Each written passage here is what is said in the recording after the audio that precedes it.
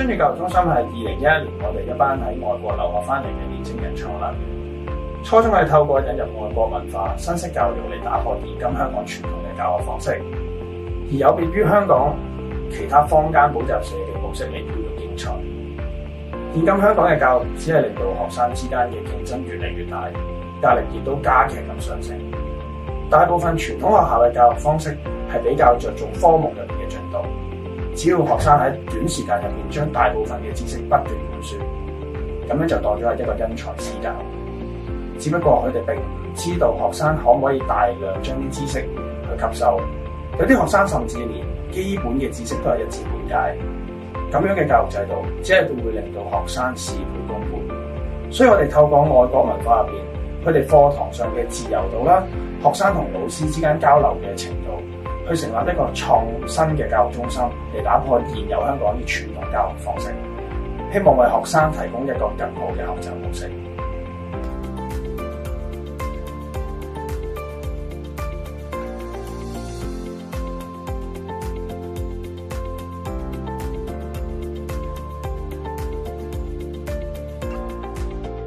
我哋中心嘅導師咧會自行編製各科嘅精讀筆記啦。唔同一啲傳統嘅補習社咧，我哋中心咧會以活動教學啦同埋講解嘅模式去進行嘅。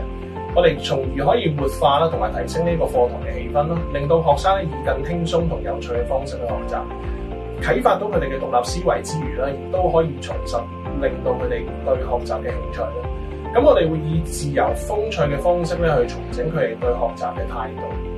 我哋中心咧會採取一個小班形式啦，其實小班形式咧大致上就每位導師會教4至6位學生啦。呢個模式咧嘅好處就係令到學生與學生之間會增加到佢哋嘅討論空間啦，同埋可以令到佢哋有更加多嘅交流啦，亦都可以拉近咗學生與導師之間嘅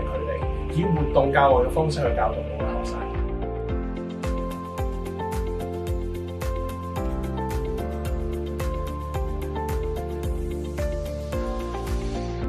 我哋補習社咧主要有幾個唔同主要嘅課程啦，而每個課程咧都係注重喺唔同年齡層嘅學生上面嘅。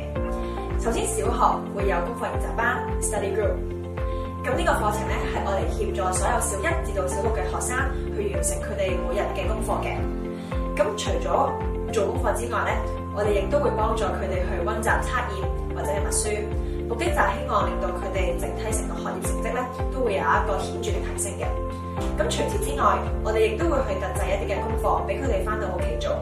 目的亦都希望去增強佢哋所學嘅所有知識同埋去記憶，避免學咗之後就忘記咗一啲重要嘅學習重點。最後，我哋亦都會有一個嘅功課手冊安排俾家長，希望家長可以了解同埋清楚知道學生喺度上堂嘅學業進度。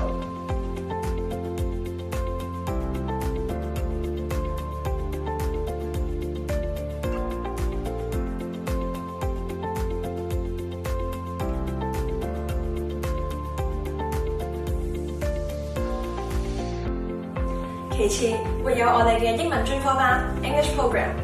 呢個課程係會有唔同嘅 level， 由 level 1去到 level 4， 唔同嘅 level 都係會根據佢哋唔同嘅年齡而去定嘅。咁我哋導師咧係會以一個授課式嘅教學去教授英文嘅知識，目的希望令到學生可以有一個良好嘅學習氣氛。而我哋嘅課程亦都涵蓋住唔同程度嘅文化，由閱讀理解去寫作，去到學習所有英文文化嘅用法等等。我哋希望可以去提升學生嘅英文水平同埋應試嘅技巧。課程內容會以講解同埋操練並重，由經驗豐富嘅導師同埋學生去跟進學生每一個嘅問題，希望藉住互動學習、課堂問答等等嚟去鞏固學生嘅英文知識。